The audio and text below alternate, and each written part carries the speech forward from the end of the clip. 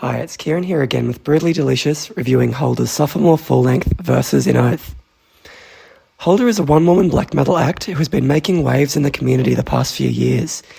After releasing her debut in 2021, she spent the next few years refining her craft by way of a series of singles and an EP, and it feels like this album is a natural refinement of her work so far. Although I often see her billed as a US black metal act, Hulder is really an American transplant by way of Belgium. Her sound is firmly rooted in the cold roots of Europe, and particularly Scandinavian black metal. But that's not to say the forest landscapes of Portland, where she now resides, don't inform her sound. Hulder's style has shades of early Enslaved and Emperor, but it has that rustic, folky edge not dissimilar to a US act like Panopticon. Hulder has cultivated a strong image within black metal, interweaving her music and aesthetic into a captivating package that nods to European acts of the past, while staying fresh amongst a crop of benchmark new bands, and an audience that demands the paradoxical balance of homage and innovation. Touching again on the meeting of old and new, Hulder embraces a dark medieval backdrop for her music, and is dedicated to this mystical aesthetic in dress, imagery, and art.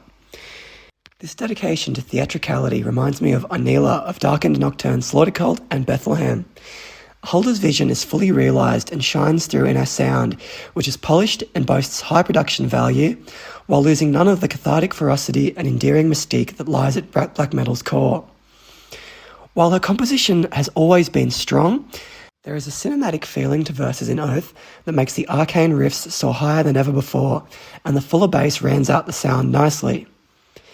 In a world of one-man projects, they certainly aren't uncommon in the black metal sphere.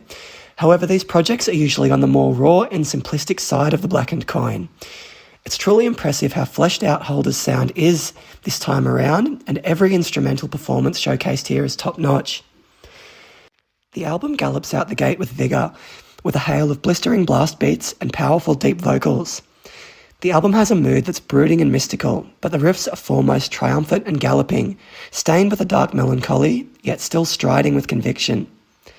Hulder's vocal performance is nothing short of formidable on this album, as her roars are at the foremost of the attack. The instrumentation is big and beefy, but her roars are always commanding in the mix. Her deep and powerful vocal style reminds me immediately of bands like Hate Forest, who utilise a bestial lower register that wouldn't feel out of place in a death metal band. Although Hulder's ferocious vocals are one of her biggest strengths, she also peppers her songs across the album with gorgeous singing, including an interlude track that entirely showcases these haunting clean vocals. The chanted sung vocals echo like a ghostly hymn and accent the instrumentation very well. Lamentation, the first of the two back-to-back interlude tracks, features a warbled, ghostly, operatic sample, and it's followed by an offering, which gives Hulder's own singing the spotlight, providing foreboding yet angelic layered harmonies amidst the climactic build of synth. Interludes aren't always used to an album's benefit, particularly the uninspired, arbitrary, ambient intros that many black metal bands feel compelled to use. However, these two tracks are effective in amplifying the mood before charging back into the fray. Ambient synth lines provide eerie atmosphere to the onslaught throughout the album, while lending to the medieval tone. Some of the synth sounds throughout the album have a medieval timbre, much like a sombre lute being played in the deep chambers of a dark castle. The use of symphonic and folk elements are handled very tastefully throughout the album, both being ingredients that can, in my opinion, easily sour a black metal potion if not used thoughtfully. Hulder manages to balance them very competently and presents an extremely cohesive project that shines in its sincerity and attention to detail. There are moments of beauty and savagery aplenty for all ends of the black metal spectrum, and Verses in Oath is Hulder at her most approachable yet. Even though on paper this is still by all means an up-and-down black metal album, I can definitely see metal fans of all preference enjoying and appreciating this album. This has been Kieran back again with Brutally Delicious. Cheers. What's up, everyone? This is Jay Reason, and I want to let you all know that Diablo's Den podcast is now part of the Sound Talent Media family. Listen in as me and the one and only Danny Diablo, aka Lord Ezak, interview artists from the hardcore, punk, metal, hip-hop scenes and beyond.